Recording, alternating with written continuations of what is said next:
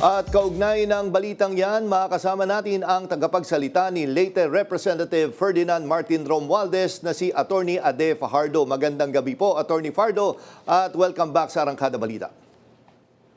Magandang gabi, Jack, at magandang gabi sa lahat ng mga tagapakinig sa inyong magandang programa. Yes, Attorney Fajardo, no? Actually, marami talaga nagiging napakamot nga yung ulo nung sinabi na gagamitin nga yung testimonya netong 18 Maleta Boys. Pero ang problema ay hindi yung buong lahat sila. Ang gagamitin ay 8 lang. So ano ho ang reaction nyo tungkol dito? Ayun po, nakapagtataka po at medyo nakakalungkot kasi po kung maalala natin, itong mga Maleta Boys ay nagsimula sila, marami po sila eh. Kung maalala natin, nag-press conference sila sa Club Filipino sa San Juan at naglabas sila ng tinatawag nating Mother Affidavit, no, kung saan sila ay lahat pumirma.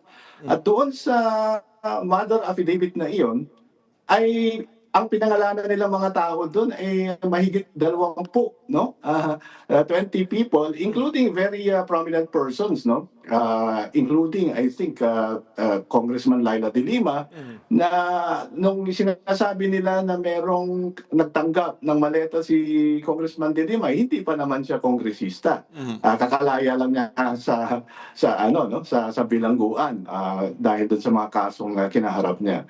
So ngayon, narinig natin at in-announce mismo din ng Office of the Ombudsman na dinismiss nila itong Mother Affidavit na to. No, sila mismo ang nagbasura dito sa Mother Affidavit at lumalabas, no, na in the meantime ay nagpasubmit sila ng mga individual affidavit at lahat yon ay sinasabi nilang relevant with respect to Congressman Romualdez. So parang nawala lahat ng pinangalanan doon sa Mother Affidavit at ang naiiwan na lang ngayon ay si Congressman Romualdez. Kaya kami nagtataka, sabi namin, ito ay parang sinasadya, no, at may target at ito lamang si Congressman Romualdez. Pero yun nga po, Attorney, hindi ba nakakabahala na parang nagbabago ang pamantayan? Depende kung sino ang iimbestigahan. Sa tingin nyo ba, mapanganib ito dahil sa, kumbaga, yung perception ng publiko sa magiging pag-deliver ng justice?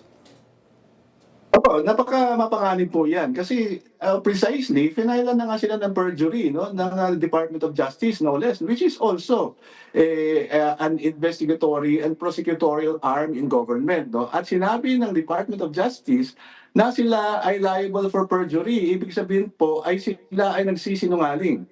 So kung sa assessment ng DOJ ay sila ay nagsisinungaling, at sila ay nagsasabi ng mga hindi katotohanan sa kanilang sinumpaang salaysay, bakit ngayon yung kaakibat na ehensya, no, ang Office of the Ombudsman ay bibigyang halaga ang salaysay ng mga piniling kasapi dito sa 18 Maleta Boys at sabihin na ito ay kapanipaniwala dahil lamang na si Congressman Romualdez ang pinupuntirya or magiging respondent dito, no? So nakakabahala ito dahil kung ito ay pwedeng gawin, no, para sa as against, no, a former Speaker of the House na sitting congressman, no, pwede pa lang magkaroon ng different standards of justice, no, or different readings of the same statement, no?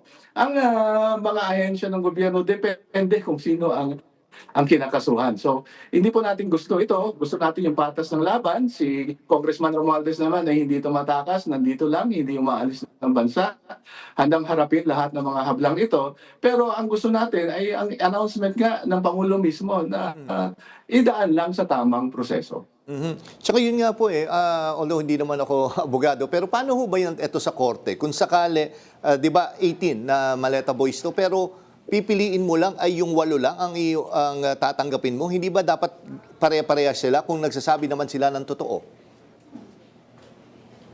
Opo, siyempre, ang amin paninindigan dyan, dapat nung simula pa lang ay nagsasabi ng totoo sila lahat, di ba? Dapat noon pa lang ay totoo na yung sinasabi, para ngayon ay katanggap-tanggap. Otherwise, inconsistent na ang kanilang mga testimonies. Hindi po ba? Kung maalala natin, mismong National Bureau of Investigation ay nagsabi na maaaring may nagkalat na pera tungkol dito. Di ba? Kahit na ang ombudsman at that time was saying na ito ay destabilization, obviously, di po ba? Tapos ngayon, dahil si Congressman Romualdez ang sinasakdal, ay biglang kapanipaniwala na itong 8 Maleta Boys. So hindi po pantay pantay, feeling namin, magsasayang tayo ng oras sa korte, ipipresentar natin itong mga so-called Maleta Boys, and then at the end of the day, babaligtad lang din naman doon sa korte at hindi ka panipaniwala ang kanilang mga sasabihin, no? When taken in context with their previous or prior statements. Oo, kasi nga ang sinasabi nga, actually may mga ibang mga abogado na nagque-question do sa kung sakali dito sa case na to dahil sabi ang daming nga loopholes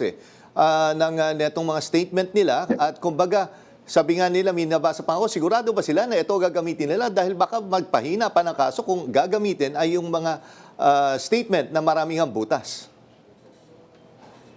Opo, napakaseryoso po ang aligasyon laban kay Congressman Romualdez. No? Kasama po dito ang plunder na normally is non-bailable. So, sakaling magkaroon ng ganong klaseng information or charges filed in court, he will be detained, no? Which is a great injustice to him. Kung wala naman talaga pa ng kapanipaniwala or katanggap-tanggap na ebidensya, no? In the meantime na hinihiring po yung kanyang kaso or yung mga motion para palayain siya. So hindi po natin gustong matulad dito sa mga dating kaso na ginagamit or ang mga testigong hindi naman kapanipaniwala, no? Pareho doon sa naging kaso halimbawa ni Congressman De Lima, no? na nasayang yung mga sandaling dapat igugol mo sa iyong trabaho, sa iyong functions as a legislator or kasama ang iyong pamilya or mahal sa buhay dahil lamang po na ipinipilit natin yung isang kaso na wala naman talagang basihan. Oo, and Attorney Ade, unang-una dito nga yung nangyaring SONA, may mga nag-komento nga like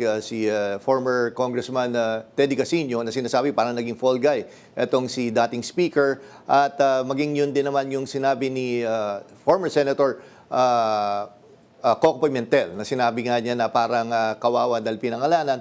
Pero ano po yung masasabi niyo na may mga nagsasabi na tila na single out ang dating speaker doon sa SONA? Ay, yun na nga po. Siyempre, si Congressman Romualdez, immediately after that SONA speech, was quick to react na hindi naman siya umaalis, nandito naman tayo sa Pilipinas. In fact, susundin ang tama, no? At bibigyan ng patas na laban. Ngayon lumalabas ay hindi po patas ang laban, hindi pantay, no? Ang scale of justice po ay, di ba, nakapiring yung Lady Justice. Ibig sabihin, hindi nakatingin kung sino ang nakasakdal or sino ang hinahabla. Dapat depende lamang sa ebidensya.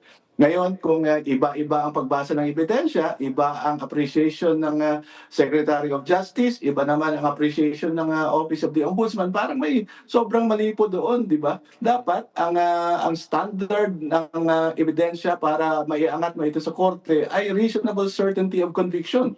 Na kung balansehin mo yung mga ebidensya, ikaw ay may malakas na dahilan na hindi ito ma-acquit, no? Ang respondent or yung akusado sa korte. At lumalabas dahil dyan, at ang sinasandalan lang pala ay itong hindi ka panipaniwala, bumapalintong na mga testimonya nitong mga Maleta Boys.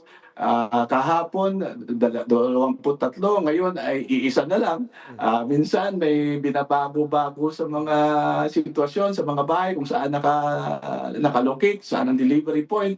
So hindi na natin to mapagkakatiwalaan. Kaya sana naman magkaroon ng wise exercise of judgment ang ating mga prosecutorial agencies na kung wala naman talagang kaso ay wag na nilang pahirapan ang mga respondent at sayangin ang panahon ng mga justice natin. Okay, sige. Nako, maraming salamat, Attorney Ade Fajardo, sa oras na bigay mo dito sa Arangkada Balita. Magandang gabi po at ingat po kayo. Muli, maraming salamat.